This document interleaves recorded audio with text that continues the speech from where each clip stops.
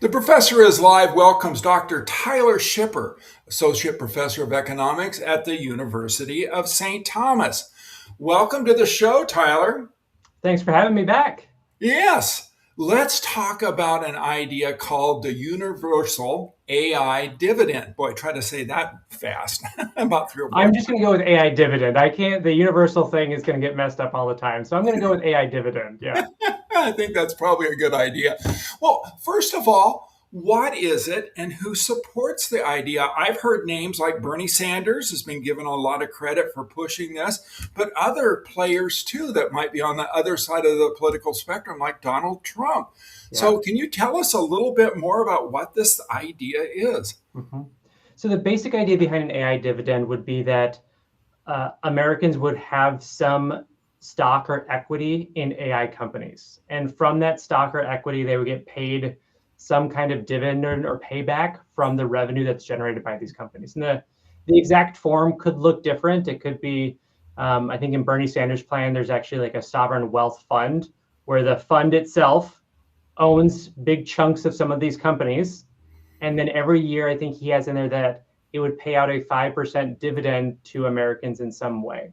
So the details can shift a little bit, but the big idea is that there is some common ownership at the US government level, likely, of these biggest AI companies.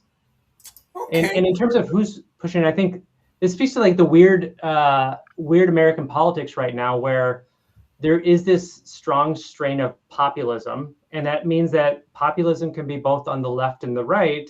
And you're seeing a little bit of that in the push against some of these biggest AI companies. That President Trump is often known as more of a populist, as well as Bernie Sanders. And that's part of the reason why you're getting support from a plan like this from both sides. And I think ultimately that's going to tie into who maybe feels most scared about AI. It's both Mhm.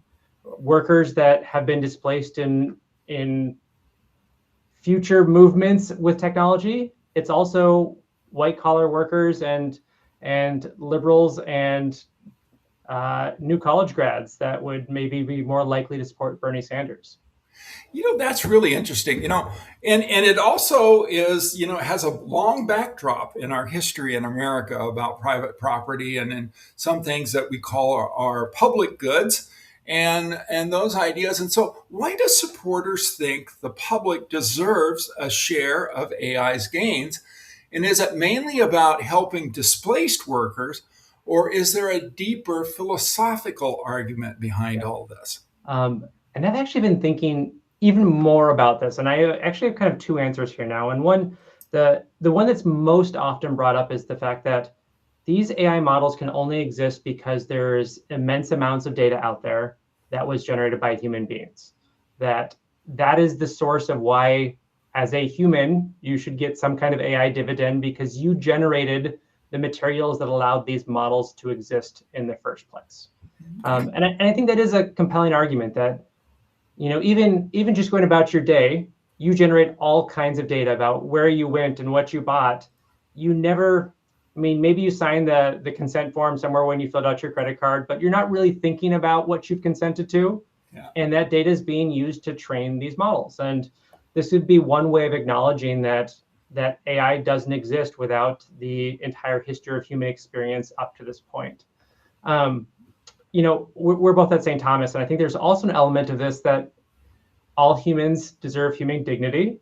And I think in the most scary versions of the future, or at least for some people, where AI is a huge force in the economy, how do you ensure human dignity? And this could be one mechanism to do that. That you don't have to be doing something to, you don't always have to be putting in 50 hours of work in order to have enough to survive. If we have enough, we should be providing for people to have their own human dignity. So I think there you can come at it from that angle as well, which I maybe don't always do as an economist, but I think it in a future where AI is really, really big part of the economy, we might need to think about what does it mean to be human and what do we deserve as humans. I detect one of the things we've talked about off camera is one of the really big ideas behind all of this and where it could go. So let's save that for our blockbuster end here for Okay. this segment. And, you know, it seems complicated to me, and especially, Bernie Sanders just released another kind of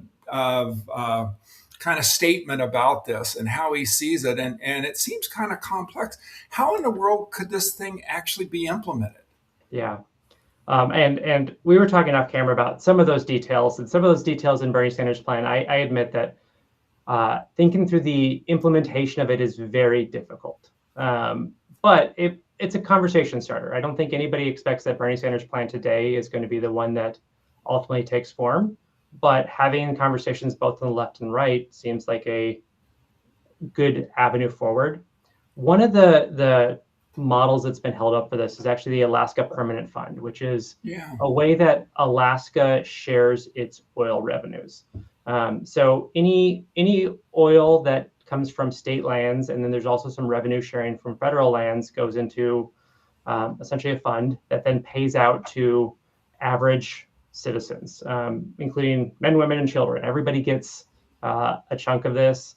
A typical year, we're talking about $1,000 to $2,000.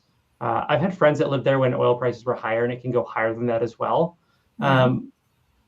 The only issue I think when you hear those numbers is it doesn't necessarily say, "Oh, you lost your job. Here's $1,000, and that's going to Yeah. make up for it." So we are talking about differences in scale potentially, right? That simply gaining revenue from oil in Alaska might be very different than the effect of AI in the future, but it still does provide a model where you can have a state-run fund that transfers money back to individuals that helps them support themselves. Yeah, and isn't that what this is all about? I mean, we haven't really seen any real substantial impact or been measured in some way, but we have a lot of concern on both sides of the aisle and and all people who work for a living that this might have just a really major impact. And so all of this is kind of a little bit of a fear of the future, isn't it? Yeah, it certainly is. And I want to be clear that my my inkling is that this has to displace workers in some way, shape, or form, but also that I don't think economists know that for sure yet. I think there's still a lot of uncertainty about whether AI tends to be more complementary or more substitution for Mhm. workers. And we're seeing a little bit of a pushback now as a lot of companies are starting to figure out how expensive it is to use AI just to do everything. And that would be the first step in experimentation where some firms are going to say, okay, we have really good uses for AI where it's much, much better than humans. And then there's some other places where AI works better with humans or humans can do it more cost effectively. So it's this idea in economics of comparative advantage. And it's been interesting to start seeing those articles about the costs of AI being too high for some firms. And it's a little bit of already a swinging back of the pendulum, trying to figure out where's the optimal usage of AI, even as it is always evolving. Yeah, and there's also, you and I have talked a little bit about this off camera, is there's a really big idea behind this as well. And I kind of think about the idea that we could actually work less with some of this AI here. And I actually have a little bit of a story in my family. My father and my grandfather in the early part of the 20th century worked in the woods. They worked for lumber companies. And I remember my dad telling me that when the days got longer, they had to work longer. And they got the same pay as they did before. And I could see people going, if we have people working 80 hours a week here at one of our big, companies here in America, man, what could they do? But I think there's some other visions about what we could do with that extra productivity. Yes, and this is always a hard one to convince my students of when they're thinking about just going to the workforce about isn't a future where we all get paid roughly the same amount, but we work less and spend more time with friends and family. Isn't that a better future? Yeah. And if you want to dig into that, it also means that, if I decide to work 30 hours instead of 40 hours, it opens up a quarter of a job as well. And so a lot of people doing that means that we can still have lots of the workforce attached to a job while not having to put as many hours in, freeing up more time for friends, family, hobbies, other things that make you happy outside of work. And uh, my hope is, again, hope is that this might go back to some of the things that most plague us right now about loneliness and lack of connection.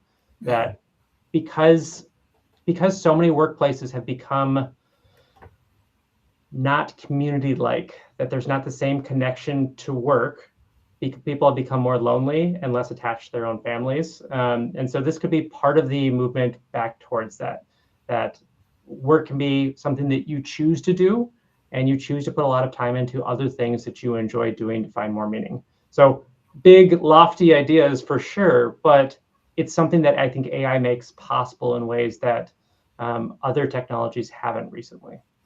And I've spent my time in corporate America. I spent 11 years at the Boeing company as a scientist there, and I I don't think I have 40, or then I had 40 hours of creativity in me, because I spent it a lot of time sometimes attending meetings that maybe didn't need to take place. And then also, writing reports that no one read. And it makes me think that maybe we might not lose so much with AI in terms of our overall ingenuity that we bring to our organizations and how that can translate into more productivity. Those kinds of work culture shifts, I think, are hard to take the jump, but people figure out how to make them work. And one of those transitions would be that the work that really needs to get done would get prioritized. That stuff that is less important falls to the wayside. And at some point, as an economist would like to say, we find a new equilibrium where the important stuff's getting done with the time that's available to us. It's the however much time you devote to work is the time that will get filled up by work. And if we simply cut back on that time, we get the most important stuff done. Oh, very good. Well, as always, it was a pleasure having you with us, Dr. Schipper. So thank you for joining us today. Thanks. Happy to do it.